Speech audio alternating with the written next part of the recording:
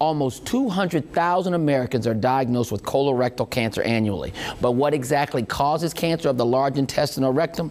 Although the exact cause of colorectal cancer is not known, there are identifiable factors that increase a person's likelihood of developing cancerous growth in the colon and the rectum. Most cases of colorectal cancer begin as polyps. These non-cancerous growths occur in the rectum and the large intestine, which also is known as the colon.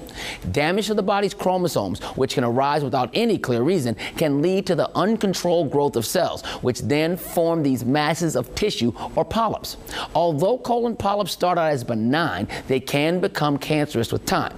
Chromosomal mutations which lead to polyps can also follow from hereditary colon cancer syndromes, which are passed from parent to child at conception. There are 4 hereditary syndromes that can cause these damages in the chromosomes, each of which is present at birth. But even without a hereditary syndrome, people who have a sibling, a parent, or a child with a disease can have 3 times the normal rate of developing colorectal cancer.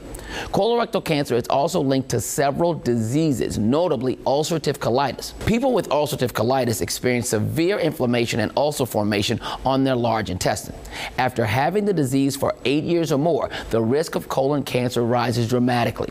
People who have cancers of the pancreas, breast, ovaries, or uterus are also more at risk for developing colorectal cancer in the future.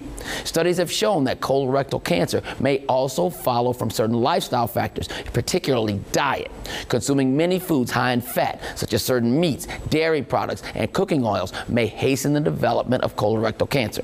This may be because the breakdown of fat can lead to the formation of cancer-causing chemicals, also known as carcinogens. Conversely, people who eat high amounts of fiber, such as whole grain breads and vegetables, may have a lower risk of developing the disease, as fiber helps rid the bowel of carcinogens. It's also possible that exposure to high levels of environmental toxins, including chlorine and nicotine, may contribute to the development of colorectal cancer. Despite these known risk factors, up to 80% of colorectal cancers occur in patients with no family history or known cause of the disease. For this reason, regular screening is vital for all men and women over the age of 50, and definitely earlier if you have a positive family history. Colorectal cancer is often treatable, so please talk to your doctor to get screened today. I'm medical editor Dr. Corey Hebert with your Weekend House Call.